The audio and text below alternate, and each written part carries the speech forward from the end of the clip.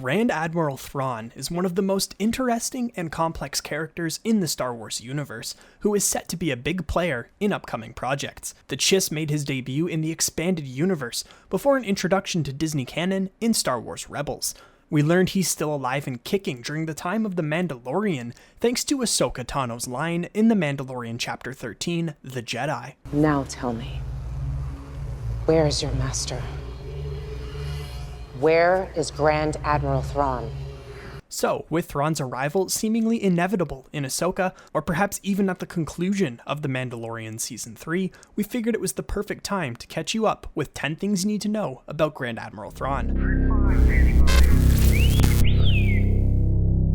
Number 10. Heir to the Empire. Grand Admiral Thrawn was introduced in Timothy Zahn's Thrawn novel trilogy, consisting of Heir to the Empire, Dark Force Rising, and The Last Command, the first of which was released in 1991 and was among the first of the expanded universe, now classified as Legends material by Disney. Zahn took inspiration from Sherlock Holmes and Alexander the Great when coming up with the character of Thrawn. Thrawn serves as, you guessed it, the heir to the Empire after Emperor Palpatine's death in the post-Return of the Jedi era galaxy. The Chiss was tasked with rebuilding the Empire in the unknown regions of the Star Wars galaxy. Not only did the trilogy first introduce Thrawn, it also gave the planet Coruscant its name, which George Lucas would later carry over to canon in the prequel trilogy many years later. Number 9. His early life. Thrawn was a Chiss male who was born on the planet Rentor in the unknown regions of the galaxy, known as a dangerous and uncharted area to the Galactic Republic. Thrawn was originally a member of the Kivu family, a small and poor family among the Chiss ascendancy,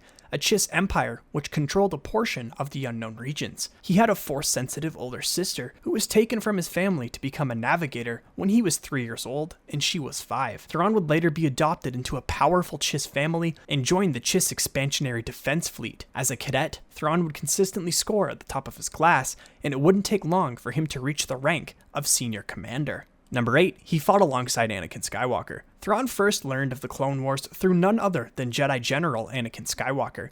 The two met on the planet Batuu, where Thrawn was searching for Chiss allies, and Skywalker was trying to rescue his wife, Padme. Thrawn agreed to help Skywalker in exchange for information on the galaxy-wide conflict, which he was previously completely unaware of. The trail led the duo to the location of a hidden separatist facility and cortosis mine. Cortosis was a material impervious to blaster fire and lightsaber strikes.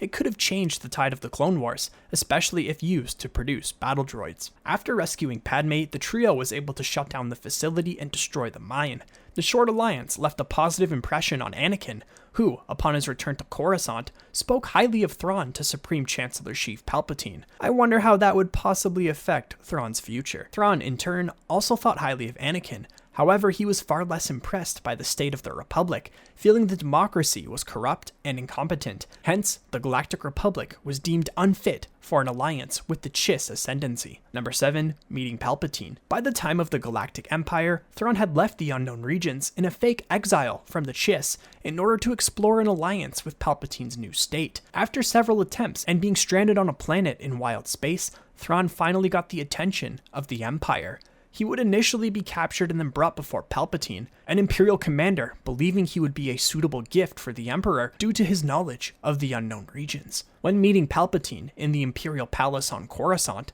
Thrawn wasn't even nervous. In fact, he came off as confident when confronted by one of the most powerful beings in the galaxy. Thrawn pitched himself as a resource which Palpatine had never encountered and will never find again. Palpatine allowed the Chiss to continue, as he told the Emperor of threats from the unknown regions, which could one day threaten the Galactic Empire, threats which he was very familiar with. Thrawn told Palpatine that perhaps Anakin Skywalker could speak to his talents, with Palpatine remembering his apprentice's high praise and informing Thrawn that the Jedi had perished in the Jedi Temple during Order 66. Palpatine then gave Thrawn a role in the Imperial Navy as his advisor on the unknown regions, first assigning him to the Imperial Academy to familiarize him with the regime's technology and practices. Thrawn would quickly climb the Empire's ranks, all the way up to that of Grand Admiral, becoming Palpatine's most useful tool, right next to Darth Vader. He was the only non-human to sit this high in the Imperial hierarchy. Number 6. Know your enemy. Thrawn was well known as a brilliant and ruthless strategist within the Imperial Navy. He believed that in order to achieve victory in war, one must know their enemy. As such, Thrawn dedicated himself to understanding the philosophy, art, and culture of his opponents.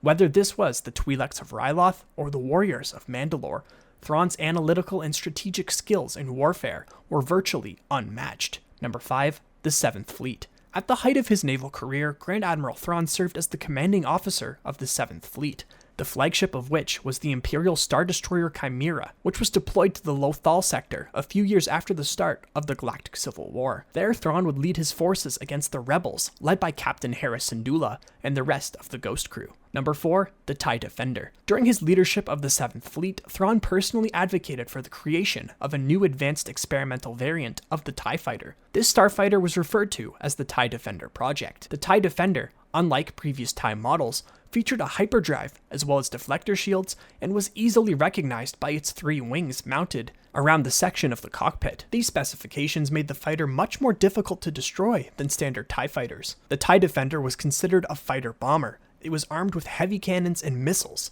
The ship was introduced as a result of Grand Admiral Thrawn's new fighter initiative at the Imperial factory on Lothal, launched to deal with the growing rebel threat, and was supported by both Grand Moff Tarkin and Emperor Palpatine. As the project was to be less expensive than Project Stardust or the Death Star, and due to the constant delays of director Orson Krennic, many Imperials started to consider using the funding of Project Stardust for Thrawn's TIE Defender instead. However, after Governor Price destroyed Lothal's fuel depot to kill Jedi Knight Kanan Jarrus, the project was halted indefinitely. Perhaps Thrawn's TIE Defender would have granted the Empire greater air superiority during the Galactic Civil War. Number 3. Relationship with Darth Vader. Thrawn was one of, if not the only Imperial who wasn't afraid of Darth Vader, and was one of few officers who actually respected the Sith Lord for his commitment and loyalty to the Empire.